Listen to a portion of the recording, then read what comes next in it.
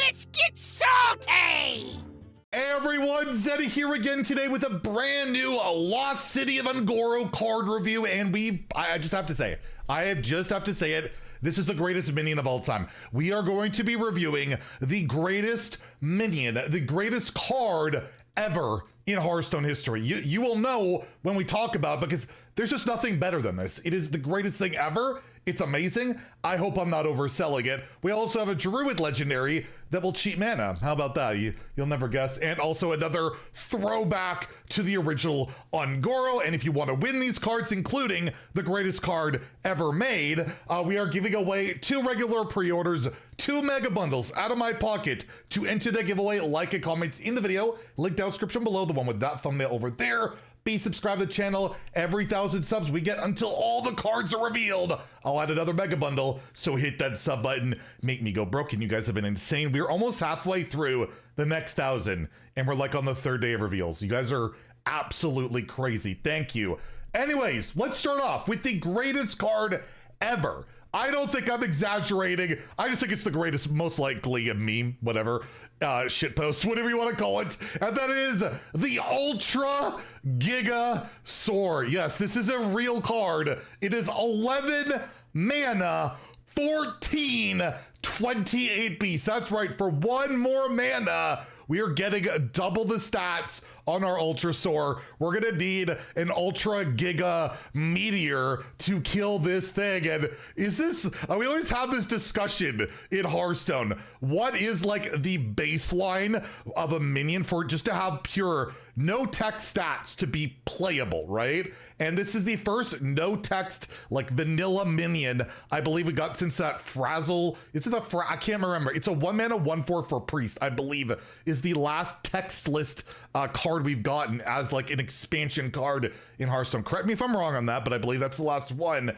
that was like Skullman's Academy. It's been a while, but regardless, this is like ridiculous amount of stats. 28 health. We did get that 30 health taunt for 10 mana, but that has elusive and all sorts of effects. It's just a dumb big minion. You also need to get to 11 mana, which kind of restricts you to playing, well, if you play Ysera, you can get that out in any class. So Audio Amplifier did rotate, but you have Ysera, so technically any class can get to this. Obviously, you're looking more at like Druid or Warrior with new heights, or, you know, ways to cheat this out in some ways, which, yes, the Druid Legendary will certainly be able to do that, as we'll show, and I'm terrified, as always, of Druid Legendaries that cheat mana. Regardless, does it see play? Probably not, right? But it's a ton of stats. Maybe there's a way of like swapping it with stuff, or I'm sure Mark and Alticon and those guys will have a field day making a combo out of this. You could give it a rush in Wild with Tundra Rhino, but I gotta say, this is one of the greatest like shitposts of a card I've ever seen. Whether it's playable or not, there actually could be a chance, just because it is so much raw stats, and if you could cheat it out, that's something to consider, right? It's a ton. Or in Wild, Divine Spirit, Inner Fire with Priest would be something else. Regardless, obviously I'm not rating this very high, but I'm not gonna give it a 1. I'm not gonna say it's completely irredeemable. There is a world, you just never know with a stat line like this that it could see some play. And I guess we got that 3 mana Death Knight spell that swaps stats with an undead and a beast. That could be pretty good with like the Nerubian Swarm Guard and get 3 14/28 or taunts, right? That would work. That would be insane. I don't know if that's still in standard, but at least in Wild or Arena or whatever. Yeah, I'm gonna give it a 2 out of 5 in standard and Wild. You just never know, but I don't think it's a meta player. But yeah, absolutely, what what a ridiculous card. And now we have 2 Druid cards to reveal or review. I'm not revealing them. I believe Hearthstone revealed this, so shout out to Imic over there with Hearthstone. Story of the Barnabus, a 2 mana spell with draw a minion, so more tutor stone or tutor stone for Hearthstone. If it has 5 or more attack, you give it +5 health, and you will gain 5 armor. So if you have a bunch of, basically Barnabus was a minion, a spell or quest, sorry, where you had to play 5 attack or higher, or was it just specifically 5 attack? I don't remember. I think it was 5 attack or more. Regardless, yeah, 5 or more attack. It's literally on the card. Learn to read, Zeddy. I struggle with that. you would complete your quest. So you kind of hit the requirement of the quest with the spell, and then you get a bit of a bonus. You get some health on the card, and you get some armor yourself. If you're running a specific deck where you just want to tutor, like Alonius Druid is just an example, right? You just really want to draw a specific minion, you just only run Alonius, or this is just another way to get Aviana, right? This is another Aviana Druid card, and it even gets the bonus because Aviana, right? It's a 5/5, I believe. So this could just go straight into Aviana Druid as a specific tutor for that card. And yeah, it gives you some additional upside. Again, any card that tutors another card, it's relatively cheap. If this was 1 mana, it'd be pretty cracked, but at 2, and you hit that upside, it's great. If you don't, you probably can live with it. This will probably see some play. Is it like a 5-star card? No, but I'll give it like a 3 out of 5 in standard. It slots into a Aviana Druid style deck or something, or just a deck that wants to cycle, right? Draw specific minions. That can be really solid. And in Wild, there's just a lot better options out there with the tutors and your cheap draw. It's probably more like a 2 in Wild, but yeah, standard, I feel like, yeah, Druid wants even more of that. We've seen it with Aviana Druid, right? And this is like literally perfect with that. That's so perfect with that. And then after you complete your Aviana, there's a good chance it'll be active because a lot of the random legendaries even too. So I know I'm just talking about Aviana Druid, but I could go into whatever. And lastly, speaking of cards that have 5 attack or more, I don't know how I feel about this because this gives me a headache.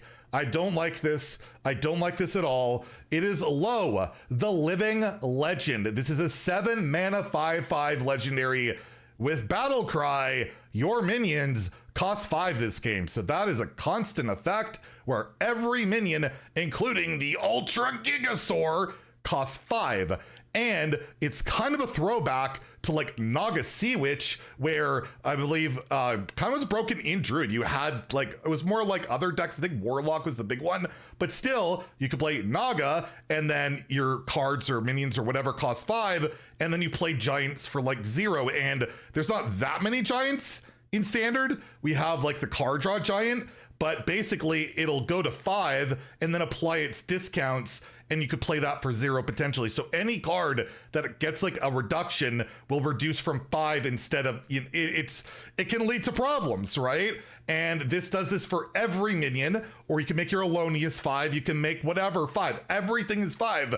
So you don't really want cheap minions in your deck because they'll also cost 5. They'll go up in cost, but it's a really, really scary card. These type of effects traditionally have broken Hearthstone in some way, not necessarily immediately. Sometimes it takes a while for that thing to pop up.